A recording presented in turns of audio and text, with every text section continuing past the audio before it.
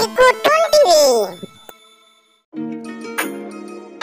डोंगराच्या पायथ्याशी भवानगड नावाचे एक गाव होते. त्या गावात मनोहर आणि शांता आपल्या 2 मुलांसोबत राहत होते.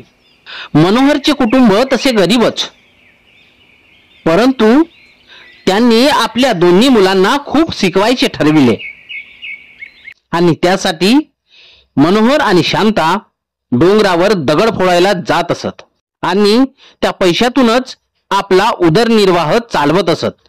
मनोहरची दोन्ही मुले हुशार होती. तो लाडाने आपल्या मुलाला गट्टू म्हणायचा आणि आपल्या मुलीला चिंकी. गट्टू आणि चिंकी रोज शाळेत जात असत व घरी आल्यावर अभ्यास करत असत. असेच दोन्ही मुले अभ्यास करत असताना मनोहर व शांता आपल्या मुलाजवळ आले. मनोहर आपल्या मुलांना म्हणाला, काय गट्टू आणि चिंकी, अभ्यास छान चालू आहे ना? हो बाबा. खूप मन लावून अभ्यास करा बाळांनो. पुढे जाऊन मला तुम्हाला खूप मोठा साहेब झालेले पाहायचे आहे.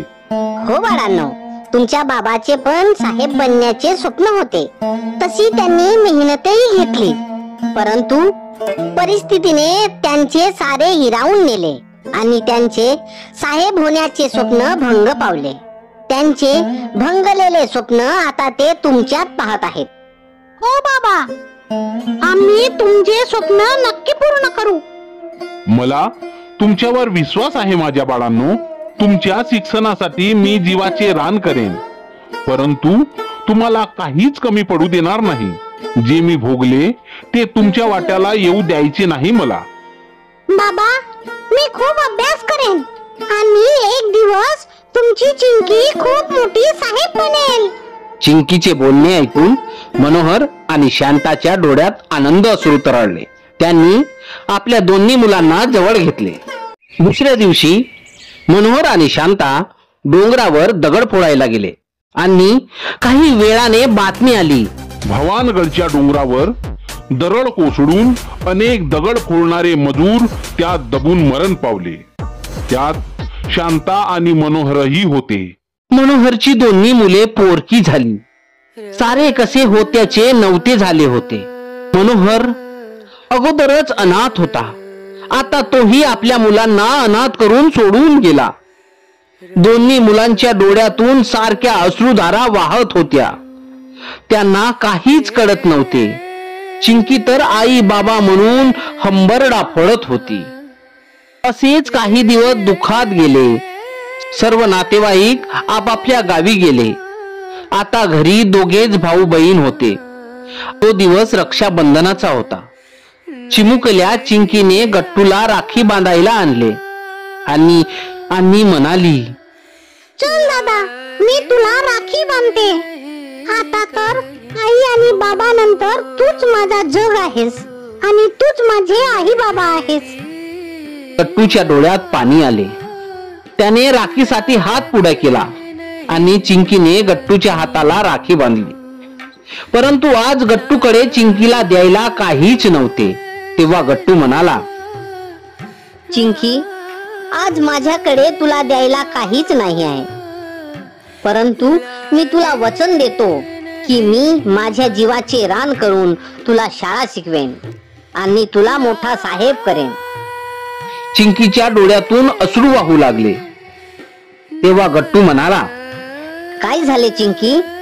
तुला माझ्यावर विश्वास आहे ना? तुझ्यासाठी मी सर्व करेन चिंकी. हो दादा, मी तुझ्या विश्वासाला कधीच तडा जाऊ देणार नाही. मी खूप अभ्यास करेन आणि आई बाबाचे स्वप्न पूर्ण करेन. माझी लाडकी बहीण. दुसऱ्या दिवशीपासून गट्टूने शाळा सोडली आणि तो एका हॉटेलमध्ये काम करायला लागला आणि चिंकी शाळेत जाऊ लागली. पाहता पाहता दिवस मागे सरू लागले.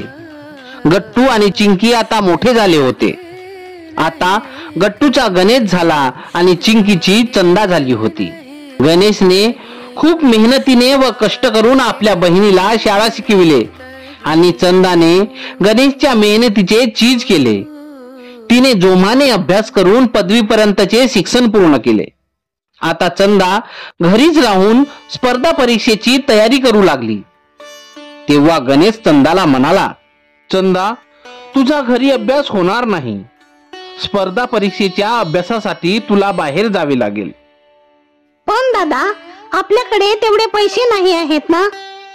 चिंकी, तू त्याची काळजी करू नकोस. त्याची तजवीज मी अगोदरच करून ठेवली आहे.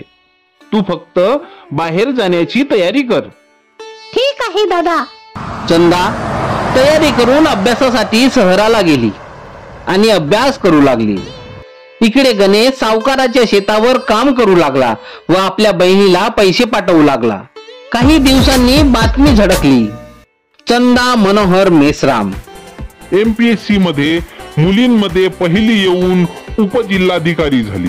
तिने आपल्या यशाचे सारे श्रेय आपल्या भावाला दिले आहे. आई बाबाचे छत्र हरवलेल्या मुलीने आपल्या कष्टाने गगनभरारी घेतली आहे. चंदा मोठी साहेब झाली. चंदा आणि गणेश या दोन बहीण भावाचे यश सर्वांसाठी नक्कीच प्रेरणादायी आहे.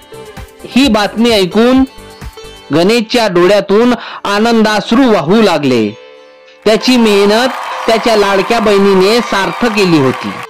भवानगड गावात लाल दिव्याच्या गाडीचा आवाज ऐकू येऊ लागला आणि चंदाच्या यशाने सारा गाव उजळून निघाला.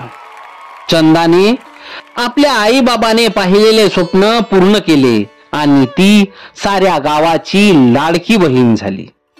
मंडळी, आवडली ना गोष्ट?